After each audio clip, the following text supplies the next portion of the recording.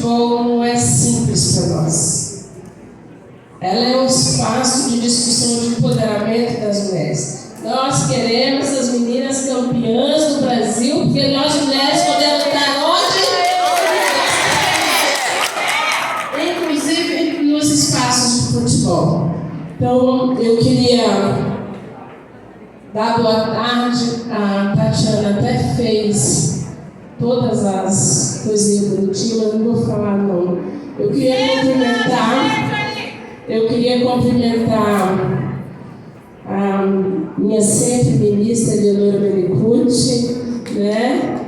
Eu quero cumprimentar a Fernanda, a Tineia, as pessoas que organizaram e todas as mulheres aqui presentes, dizer muito obrigada por esse momento tão importante que nós estamos vivendo, que estamos aqui, né?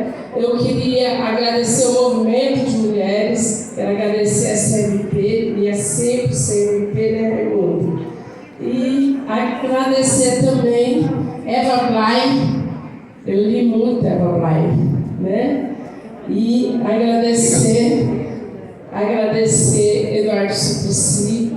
A gente tem um desafio da renda mínima que vai beneficiar as mulheres. Esse é um desafio que está colocado. Pode não estar na pauta agora, mas nós temos ela como desafio, né? E a nossa querida Juliana, né? Nossa deputada federal. Eu tinha solicitado essa conversa aqui para a gente fazer um debate sobre duas pautas que são super importantes para o Ministério nesse momento. Uma é o que vocês colocaram aqui, que é a questão da igualdade.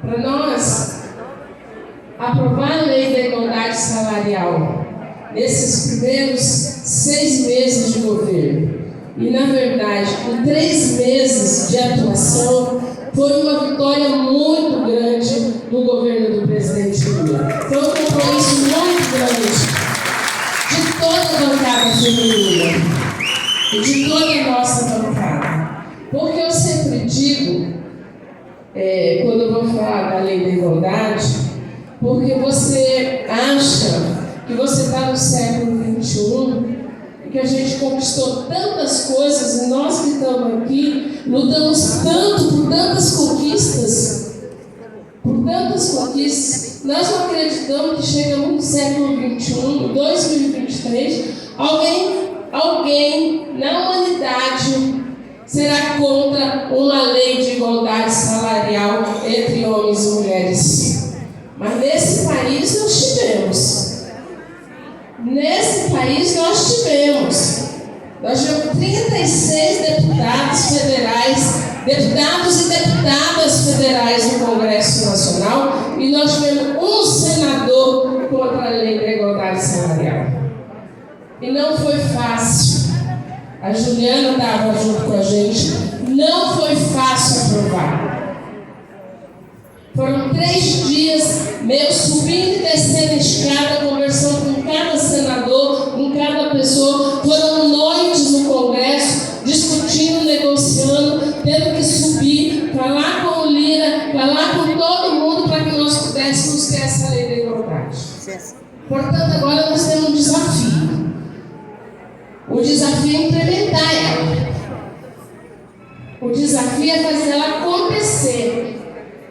E eu cheguei à conclusão que o mais difícil não foi aprovar, vai ser implementar. Mas nós vamos implementar ela nesse país sim, e vai ser agora e vai ser já. Não pode ser daqui a 300 anos, tem que ser agora. E eu estou aqui para discutir isso com vocês, com as centrais, com o sindicato, com os movimentos. Nós temos que colocar isso na nossa pauta.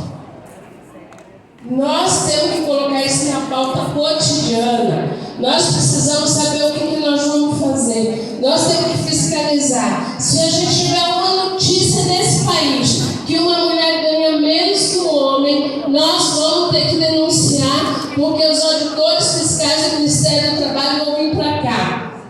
Porque nós não vamos tolerar que ela nos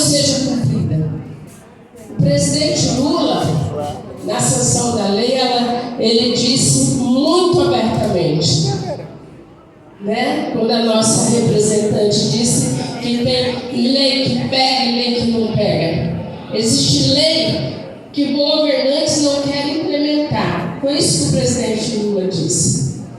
E existem leis que os governantes querem implementar.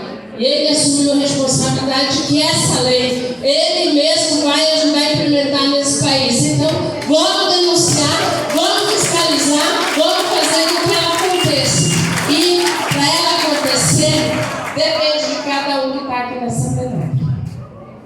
É verdade que depende de uma série de coisas que nós estamos fazendo no governo. Negociar, pactuar, regulamentar, determinar quais são os itens que vão ter que entrar no relatório de transparência, exigir de cada empresa um relatório de transparência. É verdade. Mas isso é um trabalho burocrático que nós vamos ter que fazer.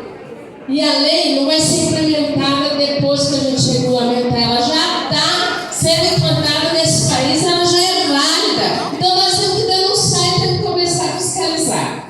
Nós só vamos poder fiscalizar com vocês nos ajudando. Nós temos que discutir nos comitês populares, nos sindicatos, nos movimentos, como é que de fato essa lei está sendo implementada e como é que nós vamos fazer ela acontecer. Não pode ser só uma responsabilidade do Ministério das Mulheres e do Ministério do Trabalho. Tem que ser responsabilidade de toda uma nação. E não pode ser responsabilidade só das mulheres, tem que ser responsabilidade de homens e mulheres para que, de fato, nós possamos dar um passo. Porque nós sabemos que trabalho igual, salário igual é só um passo na igualdade. Isso não é a igualdade que nós queremos. Nós queremos ascensão no mercado, no mundo do trabalho. Para ter essa ascensão, nós precisamos discutir a política do cuidado. Para discutir a política do cuidado, nós precisamos ter políticas públicas que façam com que as mulheres tenham mais condições de ficar fora de casa, trabalhando, não só trabalhando, mas que ela possa ter não apenas creche, porque creche é direito à criança, ajuda a mãe, mas é direito à criança. Mas quais são os mecanismos, além da creche, lavanderia, restaurantes populares, restaurantes, cozinhas solidárias, que não fechem à noite, que não fechem finais de semana, para que as mulheres possam ter mais tempo de ter lazer, para que possam ter mais tempo de se cuidar, para que possam ter mais tempo de se preparar. Essa é a grande questão do discutir política de cuidado e saúde. Mas nós precisamos também discutir uma coisa muito importante. E eu sei que não vai ser fácil. Não vai ser fácil, porque eu já estou apanhando para um monte de lugar. Mas eu vou continuar apanhando. Porque além disso, nós precisamos discutir, na verdade, como é que fica a divisão sexual do trabalho dentro de casa. Isso é muito importante. Porque às vezes as pessoas falam assim, mas ministra, a mulher não pode estudar à noite, não tem onde deixar a criança. Oi, o marido trabalha à noite, o marido estuda à noite. Então, nós precisamos discutir isso. Nós não vamos impor, porque não é uma guerra do sexo. Mas nós precisamos começar a discutir com os nossos homens, nos sindicatos, nos movimentos, que eles têm que aprender que o espaço de dentro de casa é importante. Que se nós formos para a vida pública, se nós formos para a política, se nós formos para o mundo do trabalho, eles podem vir para dentro de casa porque é muito bom. Não é ruim. Não é ruim. E tem que ser divididas as tarefas. Eu sempre digo, e as pessoas, os homens não gostam, que não pode ser lavar um copo e dizer que ajudou. Lavar um copo não ajudou, é mais do que obrigação, porque você sujou, você lava. Nós queremos discutir a questão do lavar e passar roupa, do cozinhar, do limpar. Nós queremos discutir todo o processo de dentro de casa. E não é, gente, o que os homens adoram fazer, churrasco. O homem adora fazer churrasco, me adora. Eu adoro comer. Mas a grande questão do churrasco é que eles botam a carne, o sal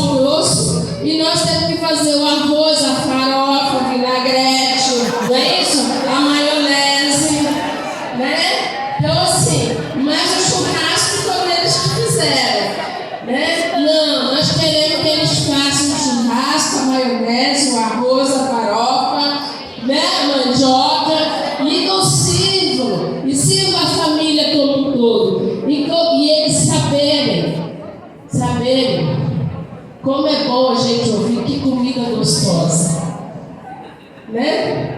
É muito bom isso.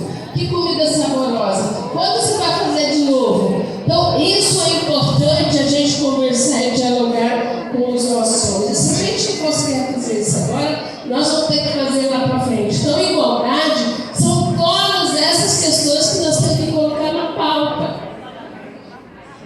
São todas essas questões. Nós precisamos ter uma mudança de comportamento do nosso país. De um lado empresarial, organizacional, mas de um outro lado de pessoas humanas. E por fim eu queria falar de uma outra segunda questão, que é o que originalmente me trouxe aqui. É a discussão da misoginia. Eu tenho a ministra Eleonor falou no começo que eu entrei em 2003 no governo federal. E passei de 2003 até 2016, saímos um dia antes do golpe da presidenta Dilma. E, na verdade, de 2003 para cá, nós construímos muita política. Nós tivemos muita coisa. Nós tivemos a Lei Maria da Penha, nós tivemos a CPMI,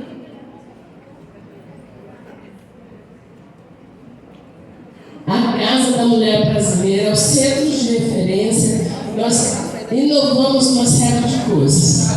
E agora, nós tivemos um golpe, eu não digo que é 4 anos, foram 6 anos, porque a PEC 95, gente, nós temos que lembrar que quem fez foi o Dr. Michel Temer. E ela foi a primeira que nos tirou todos os direitos. Não foi ou não foi? Então, essa é a primeira coisa, porque ela tirou o recurso do investimento social. E o nosso recurso vem de onde? Vem exatamente do investimento social. Nós tivemos 6 anos de descaso. Mas nós tivemos muito mais do que descaso, o que há uma afronta a tudo que a gente fez. Muito mais do que simplesmente acabar com todos os nossos serviços. Muito mais do que reduzir todo o recurso que nós fizemos. Durante esses 6 anos, foi estipulado nesse país uma política de ódio. Foi trabalhado nesse país, incentivado uma política de não conversa, de intolerância, de falta de respeito. Foi plantado nesse país a antipolítica, a anti-amizade, o anti-respeito. Porque é isso que o fascismo faz. E junto com isso, nós temos as brigas nas ruas do carro. A intolerância chega a ser tamanha, que nós temos gente que morre no trânsito porque buzinou. Então, a política da intolerância e do ódio virou um problema, uma questão sistemática no nosso país.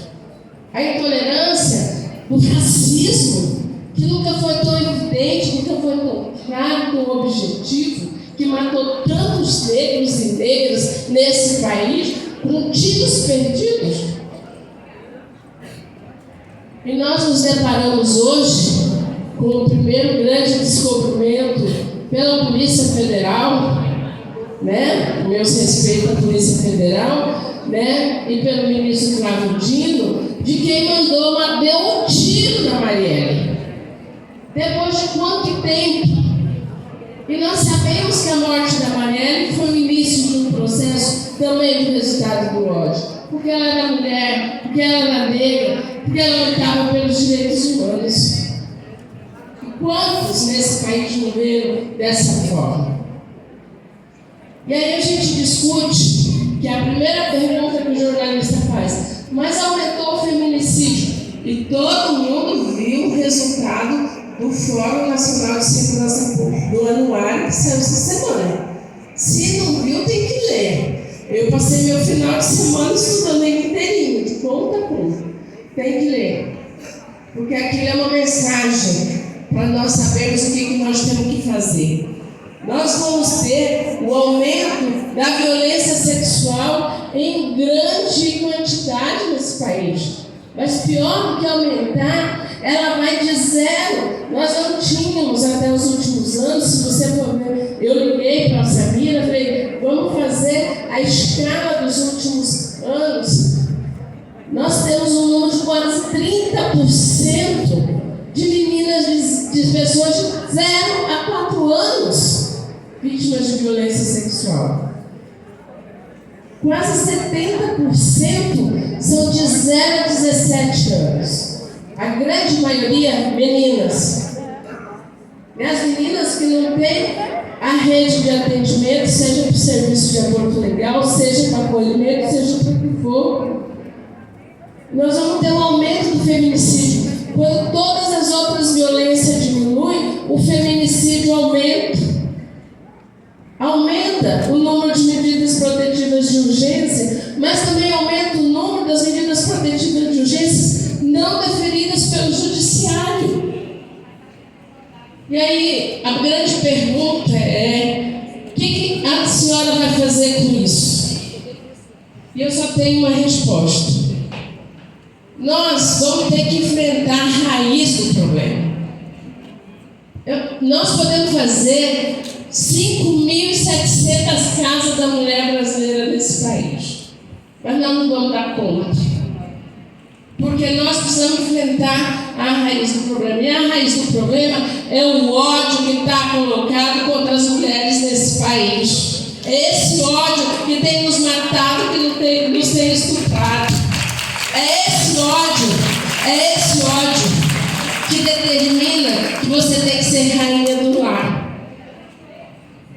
ou que você tem que ser a mulher bonita, como que era que falava, da Marcela Temer?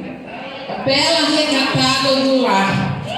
Esse mesmo ódio é que determina uma série de coisas e que faz a misoginia, por exemplo, como uma mulher como a Janja, que tem independência, é feminista e tem outra posição política do nosso país. Mas esse mesmo ódio que estupra e que violenta é o mesmo ódio que tenta nos tirar a voz. Porque através das redes sociais, eles estão caçando, eles estão intimidando, eles estão ameaçando as nossas mulheres influências. Estão procurando, estão ameaçando, estão efetivamente buscando as nossas jornalistas mulheres. Mas não quieto com isso, também vão atrás das mulheres que estão na vida política. Nós estamos com um grande número de vereadoras. A gente começou com a Tereza Capa, que estava lá em Santa Catarina, mas nós temos com muitas vereadoras com pedido de cassação, com ameaça, sofrendo misoginia e o ódio todos os dias na rede de televisão e na própria Câmara de Vereadores. Várias deputadas estaduais, e aqui a gente teve a Isabela, que 27 de março teve que fechar todas as redes sociais. Todas as redes sociais. Além de não se eleger, ainda teve que sair da vida pública. A vida pública, inclusive nas redes sociais. E agora, nós vamos ter as nossas deputadas federais. 6 deputadas federais de uma vez sendo efetivamente ameaçadas, que tiveram seus mandatos, que estão seus mandatos para o Conselho de Ética numa rapidez absurda, quando os homens estão todos calados.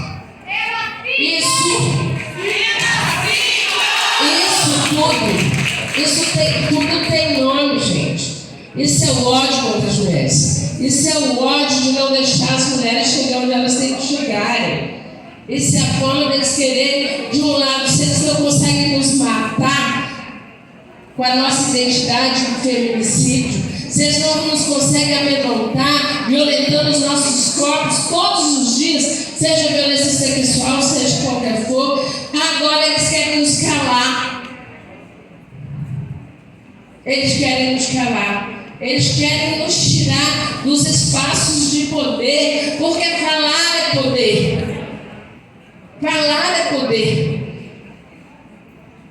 E eu sempre digo, se a gente quer eleger vereadores no ano que vem, se nós queremos eleger prefeitos no ano que vem, nós temos que falar e falar muito.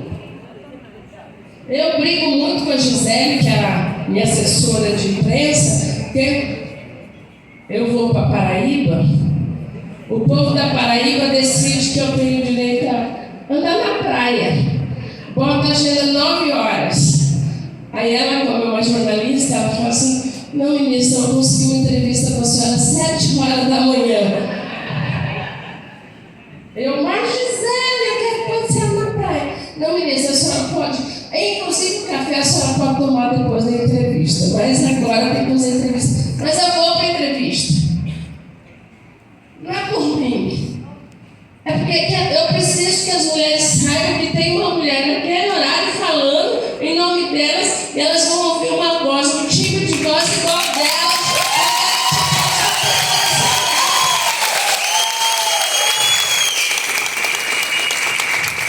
Portanto, cutucada no dia 1º de maio é importante, porque nós temos que dizer que as mulheres estão ali, e as mulheres estão falando, e as mulheres existem, elas estão nesses espaços. Portanto, nós precisamos resistir a tudo isso. E nós só vamos resistir. Eu tenho chamado de marcha, eu não sei como é que o povo vai colocar na rua, mas nós temos que fazer uma marcha nesse país contra o ódio, contra as mulheres. Nós temos que marchar, nós temos que andar, nós temos que falar, nós temos que discutir. A gente tem que falar com todo mundo, no boteco, na igreja, aonde nós pudermos, nós precisamos falar contra o ódio. Nós precisamos discutir uma coisa que é muito importante. Nós precisamos recuperar uma coisa que para nós mulheres é fundamental, que é o segundo eixo do ministério. É a discussão do respeito. Nós queremos respeito. Nós não queremos ser encostados no ônibus. Nós não queremos ser violentados. Nós não queremos ser calados. Nós não queremos ser porta. Nós queremos ser deputados. Respeitado. Nós queremos ser respeitados. Respeitada nos nossos espaços, na nossa individualidade, nas nossas escolhas, nas nossas formas. Portanto, misoginia e o ódio não vamos colar. Vamos colocar em marcha. E a marcha não é a marcha das Margaridas que nós vamos ter 15 e 16 de agosto lá, que eu quero ver todas lá. Mas é uma marcha que nós vamos fazer nos nossos sindicatos, que nós vamos fazer individualmente, a partir de 1º de agosto, eu quero todas vocês nas redes sociais dizendo que nós somos contra o ódio contra as mulheres, nós somos contra vocês. E como é que nós vamos fazer?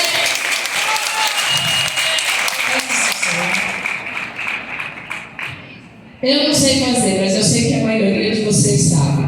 Vocês vão fazer um vídeo de 30 segundos e vão postar no Instagram de vocês. Vão colocar em todas as redes sociais de vocês. Nós vamos fazer uma marcha e vamos invadir as redes sociais desse país para dizer que nós queremos respeito. Porque eles, e eu vou dizer por que a gente inventou essa história. Porque eles têm mais de 80 canais nesse país, nos YouTubes da vida, pregando o ódio contra as mulheres todos os dias. Todos os dias. 35 deles são monetizados. Isso quer dizer que tem lucro. Eles ganham para pregar o ódio contra as mulheres nesse país. E o pior, eles não têm 48 mil seguidores como o Ministério das Mulheres tem. Então, se vocês não seguem o Ministério da Mulher, vocês comecem a seguir, pelo amor de Deus, tá? Porque nós precisamos subir. Mas eles têm 8 milhões de seguidores nesse país. São 8 milhões de seguidores. E alguém aqui falou no começo que a gente não sabe por quê que as escolas e as creches estão sendo invadidas. e as crianças estão sendo mortas. Nós sabemos. É a misoginia, porque na escola a maioria são professoras, porque na escola a maioria que morrem são as meninas, e se forem os meninos, eles é uma forma de invadir e fazer as mulheres sofrerem. 8 milhões é que faz toda a violência se espalhar nesse país. Portanto, se eles têm 8 milhões, nós precisamos chegar em 16 milhões e não abaixar a cabeça.